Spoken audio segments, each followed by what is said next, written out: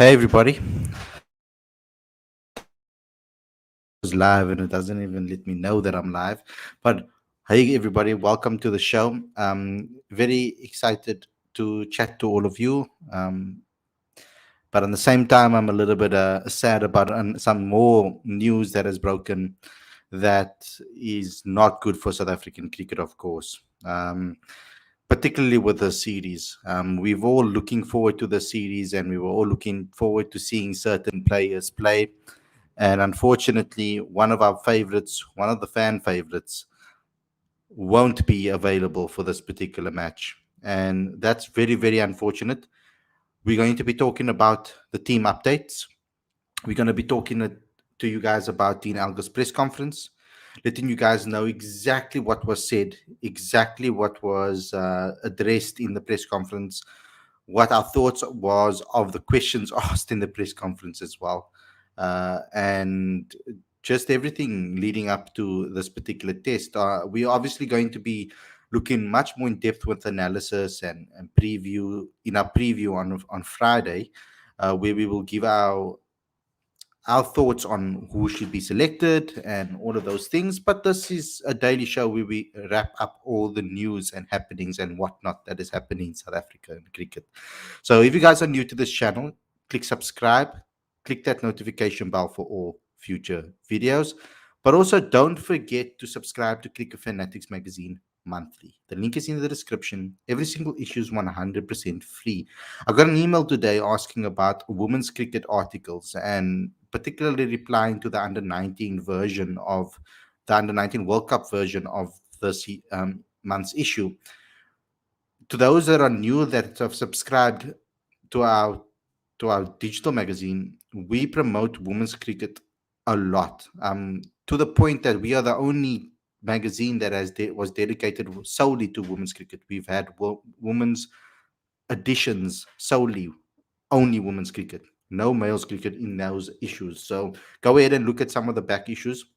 We do have a women's edition. We also do have a lot of articles with a lot of women's cricket articles in them as well. So we try to do as much as possible. This particular issue was solely focusing on the under 19 World Cup. So that's why there's only men's cricket articles in there, because it's a men's under 19, boys under 19 World Cup. The February edition will be the Women's World Cup edition. Solely will be focusing on women's cricket. So that's for February. We are still working on January first before we get to that edition. So without further ado, everybody, let's get straight into today's video.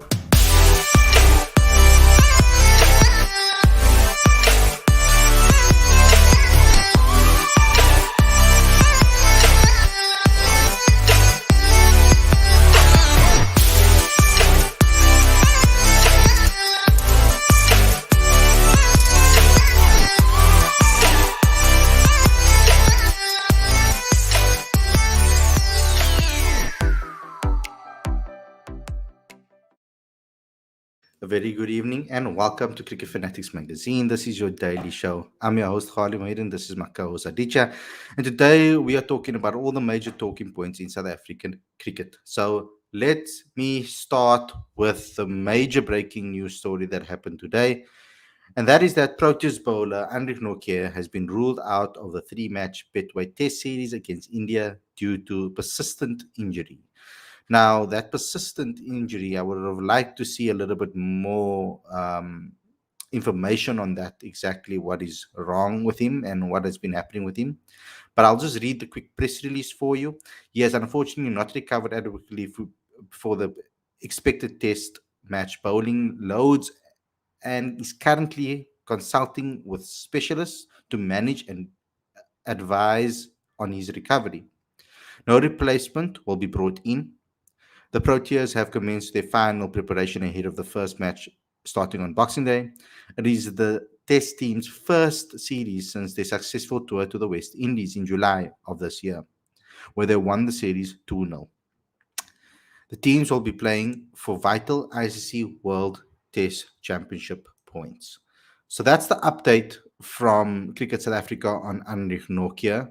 So as we know, there won't be a replacement directly. So let me just put up the test squad once again. So out of the bowlers or the seamers over there, it looks like it's going to be a pretty straightforward, straight swap. Although there are quite a few guys that can put up their hand as who should get Anrich Nortje's position in this particular team now.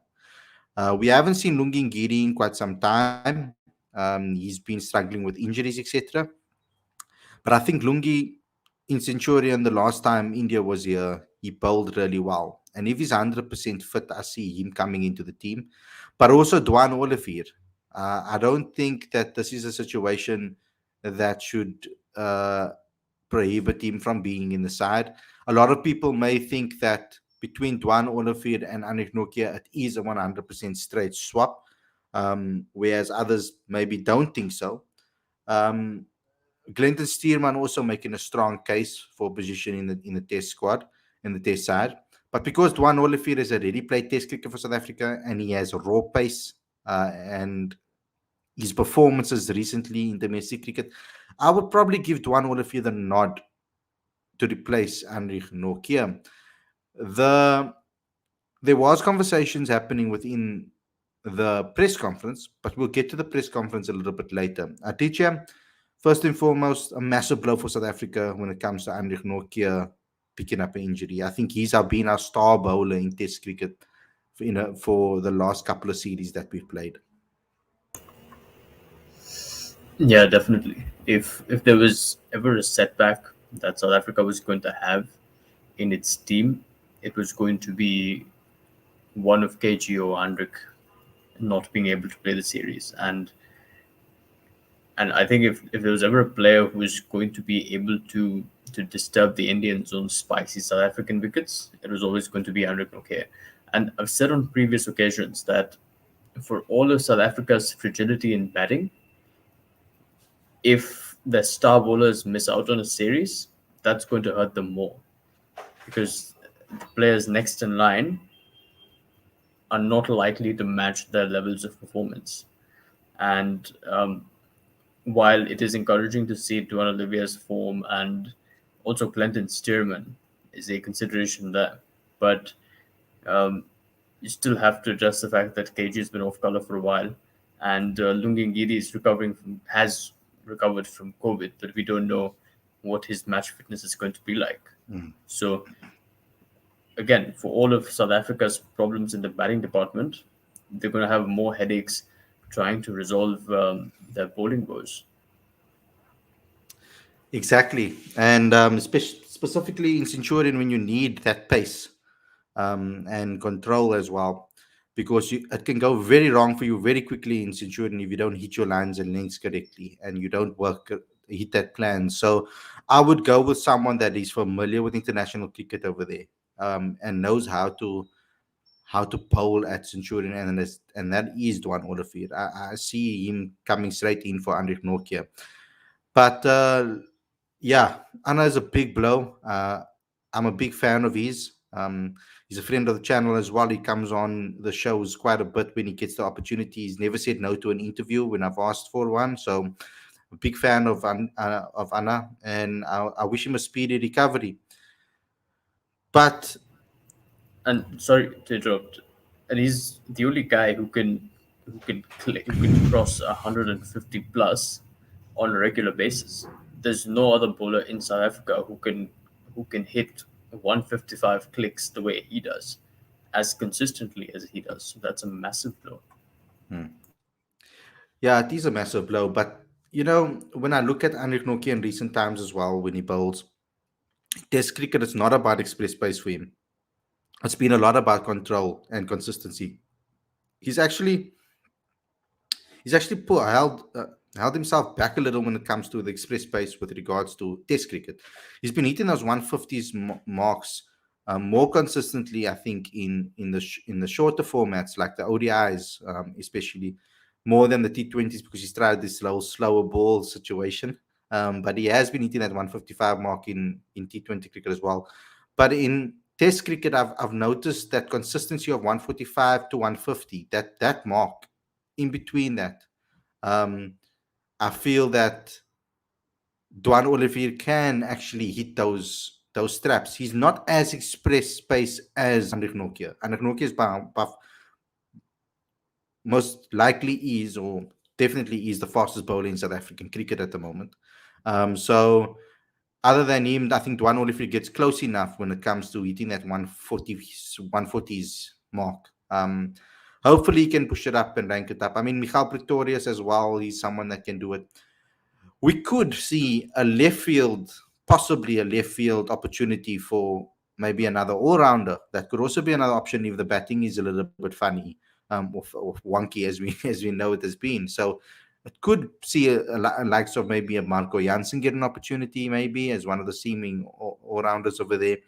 Um, so it could also possibly see Sasanda Magala get an opportunity, maybe. I don't know. This we're gonna have to wait and see. But for me, my money's on Dwan Olivier at the moment. I think that he will most likely be the one that gets selected. Okay, let's move on, Aditya. Let's talk about Mr. Dean Elgar, captain, press conference. I'm going to read out some of the points from Aditya's piece that he put up on the website. The main headline of the piece is all about Dean when he said, "We focus on cricket. Hopefully, cricket will look after us." And that is mainly a hit back at the questions that have been asked him, that were posed to him about the off the field situations that are happening in South African cricket at the moment. So he's been putting a lot of effort into. He believes that if he puts effort into cricket, and what they give back to cricket, that cricket will look after them in the long run. Some of the main quotes that we take out of here is that it's not ideal that they haven't had playing time in the last couple of months. That's one thing. We have no excuses to leave a stone unturned is another headline that stands out. We need to crack on as a team. We can't let setbacks keep us behind. Another thing that stands out of here is I always want to lead from the front with the bat. Scoring runs is a massive role for me. Big percentage of my job. I'm never going to run away from that responsibility. Another thing that stands out is what happens off the field is irrelevant for me. We've been through such a crappy times that we've bonded together as a group. We formulated something that works for us. We can't use off the field drama as a cop out for us. And finally, from a player's point of view, we need to back our management. We need to give them love. They put in so much work. I know that what they do behind the scenes. It's not good to see the coaches get lambasted. Now that was something that kind of was aimed at, I feel, some of the reports coming out in the Asians recently, especially at Graham and Boucher and CSA looking into their appointments, etc. And obviously, after the ombudsman put emphasis on their appointments in the unit.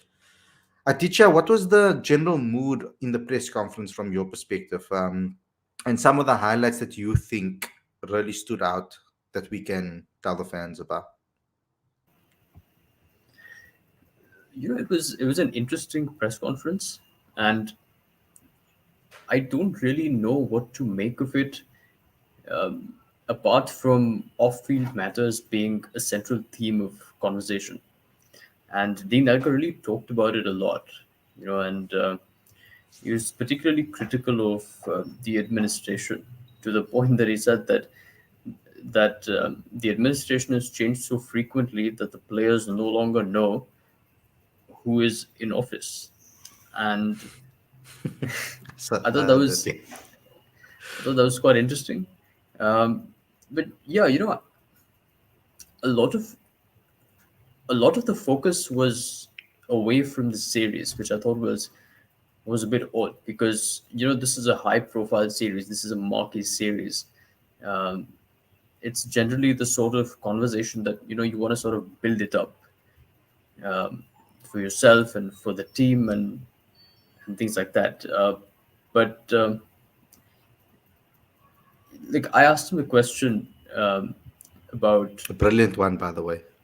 about what his preparation was like between the West Indies series and the India series, because Mhm. when he was appointed captain, and in a a couple of the media interactions that he did in the West Indies series, he said specifically that the team needs to get through the West Indies series and do well, and then towards the end of the series, after South Africa had won, he said that now is the time, because there's going to be no Test cricket till the India series. Now is the time that I can sit back, reflect, and think about areas of improvement and so on. So he didn't really reveal what that was, but he said that he had thought about he had thought about that, and he delivered a strong message to the team. Uh, so that was all, but he didn't really give out a lot. He didn't Yeah.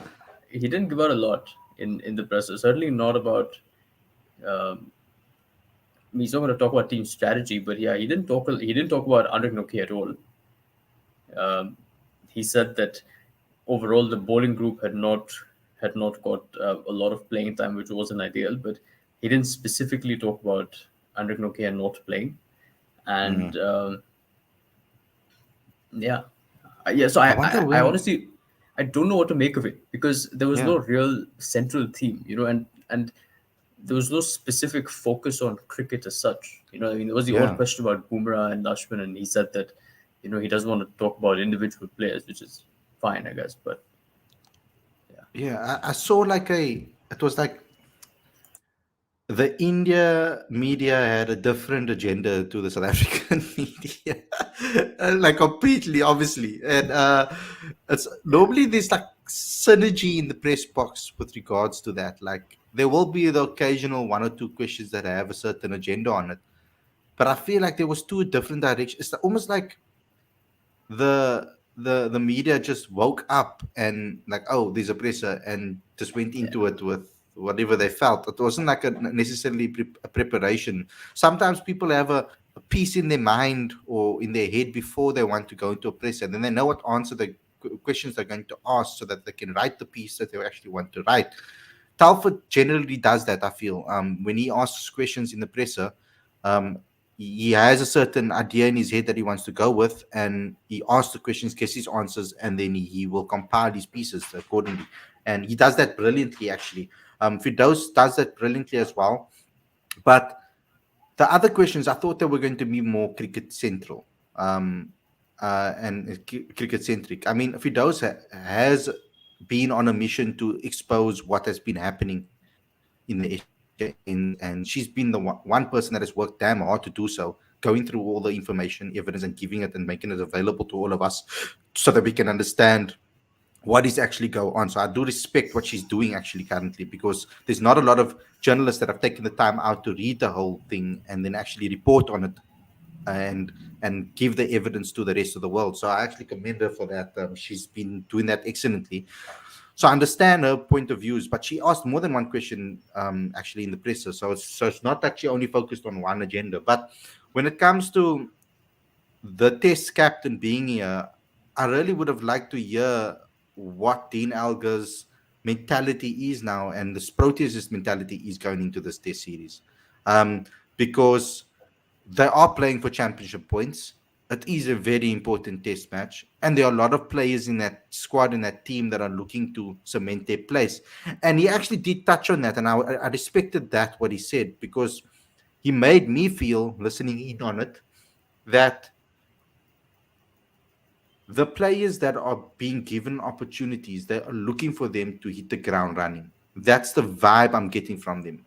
I don't think, because he made it very clear that they want to win matches, and that's first and foremost the most important thing in his mind, is to win the matches and win test matches as much as possible. That's what he actually, basically, I'm paraphrasing, but that's what he basically said. So that means that there will be pressure on the likes of Keegan Peterson, and because he spoke about people knocking on the door. And when a captain mentions that, that means that every position that are in this team, especially the newer guys, there is pressure on everybody, and that they are going to be probably be looking to these guys to perform from the get go. And if they don't, they're out, and the next person will get an opportunity, which I don't really like, because I feel like that means that we're just going to see so many debuts in Proteas cricket. We might as well just give out hand out Proteas to the whole world, protest caps to the whole world, because basically it's supposed to be an honor and you're supposed to deserve it. So I hope that doesn't happen. And on the flip side, maybe that's the pressure that these guys need, maybe, to perform in this particular match. Um, yeah, so it was a strange one. Very basic questions asked by the India journalists. That a lot of it was that got obviously had to do with your pace attack, which is going to be a dead one, which we've mentioned in so many daily shows.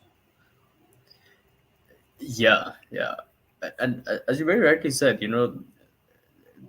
there wasn't a whole lot of synergy uh, between the topics that the South African journalists were addressing and the Indian journalists were addressing, and for obvious reasons.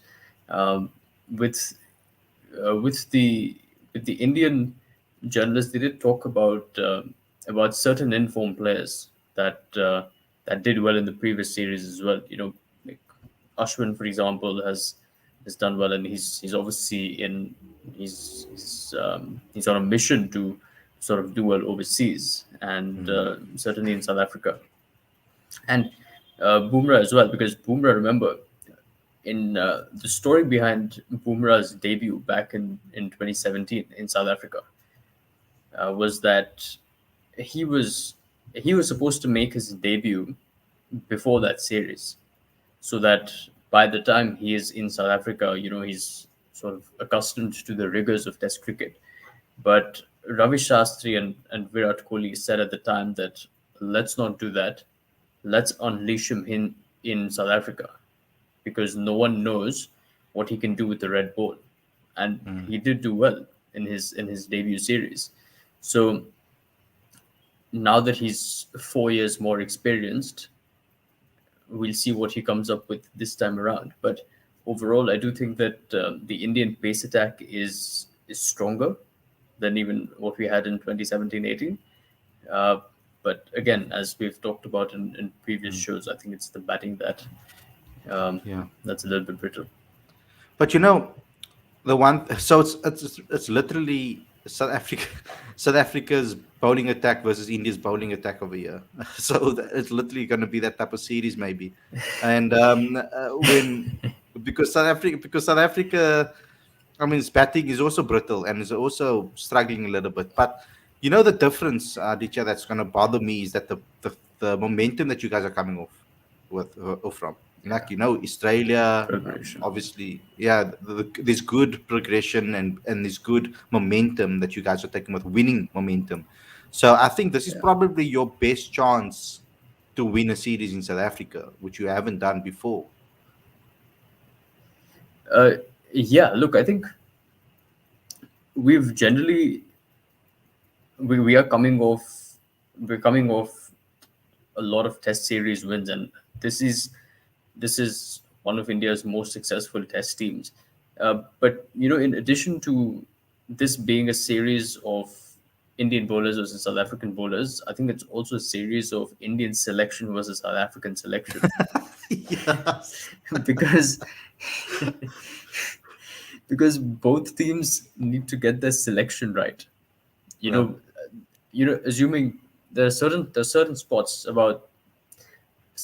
I think in the Indian team there are about 8 spots that are confirmed.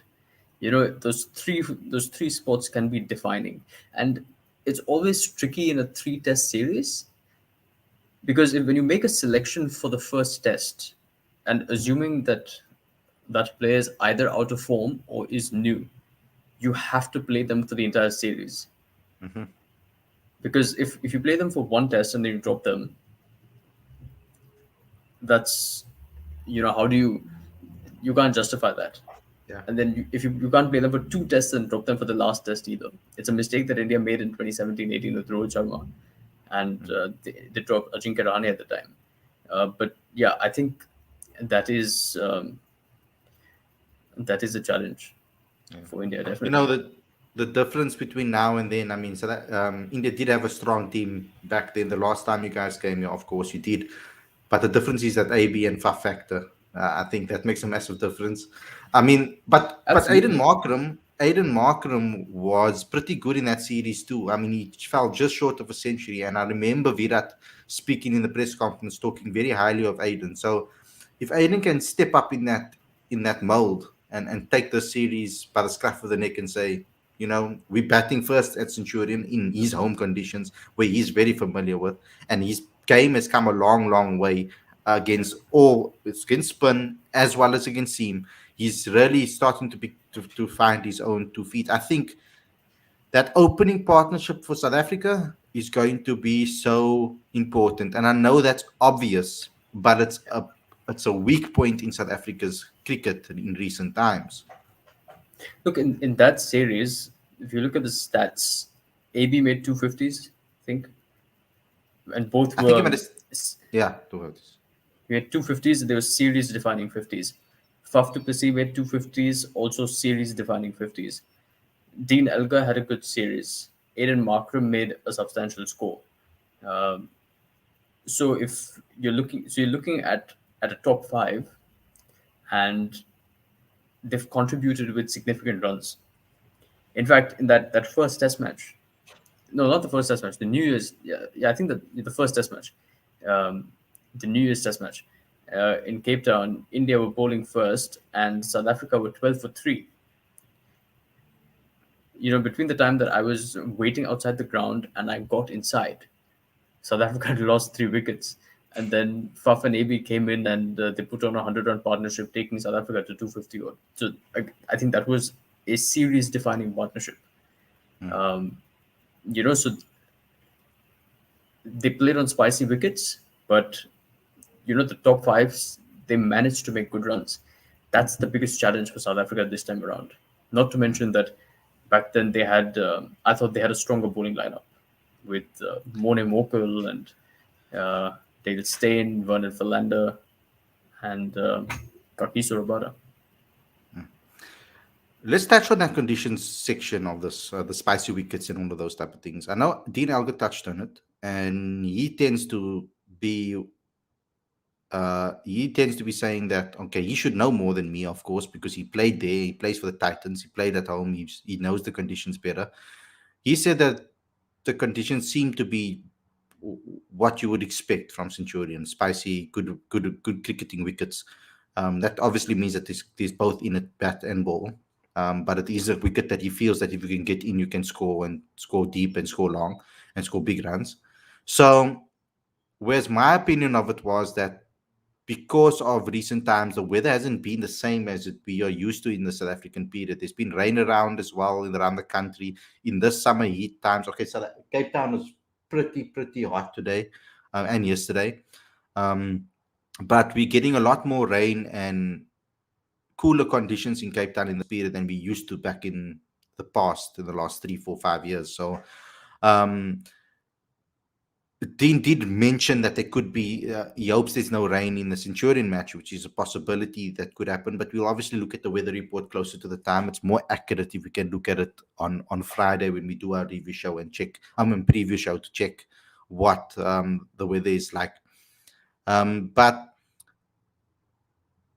if the wickets are spicy and as good as Dean Elgar's predicting, then I think we're going to be in for a proper battle here, because it's going to be a proper test match that I'm hoping for here, because India's batters looking to get some proper form going and to prove themselves to win a series. South Africa is not going to want to give up that record against India.